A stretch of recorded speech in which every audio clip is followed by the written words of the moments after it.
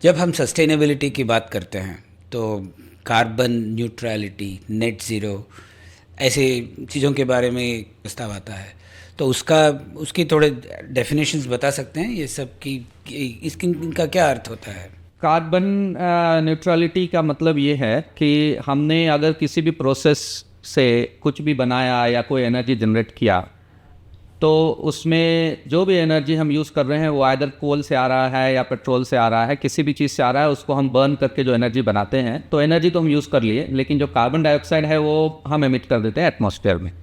और ये 100 साल से हो रहा है कम से कम। तो उसके कारण ये हो रहा है कि कार्बन डाइऑक्साइड जो एटमॉस्फेयर में गया, उसके कारण जो 100 साल पहले जो कार्बन डाइऑक्साइड का कॉन्सेंट्रेशन था एटमॉस्फेयर में वो रफली 300 ppm था, 300 पार्ट्स पर मिलियन। आज के डेट में वो 430 पार्ट्स पर मिलियन हो गया है।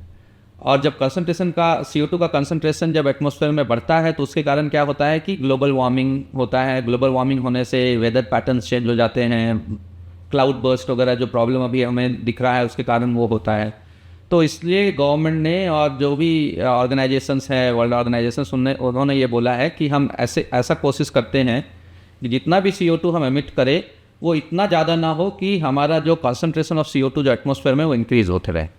अभी हम 430 पे हैं, ऐसा ना हो जाए कि कल को 500 ppm हो जाए और हमारा ग्लोबल वार्मिंग इतना ज़्यादा हो जाए कि कोई भी ह्यूमंस और एनिमल्स सर्वाइव नहीं कर पाए।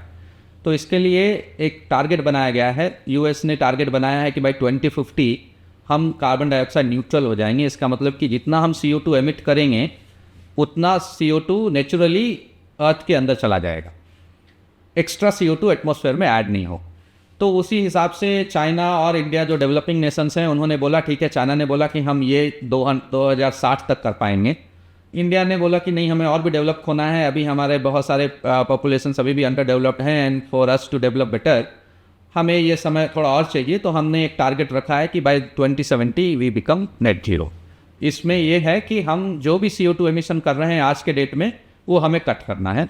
आज हमारा 3 बिलियन टन है पर ईयर, हो सके तो हमें 3 बिलियन टन से ऊपर नहीं जाना है और ना ऊपर जाना है और उससे नीचे आना है। तो उसके लिए हमें ये करना पड़ेगा कि हम कोल और पेट्रोल से मूव हो करके सोलर और विंड की तरफ जाए, या अगर हम कोल और पेट्रोल अगर यूज़ कर रहे हैं तो जो भी CO2 हमने एमिट किया है उसको कैप्चर करके या उसको जैसे भी करके पकड़ करके बांध करके उसको हम वापस अर्थ के अंदर डाल दें। बहुत अच्छा, थैंक यू।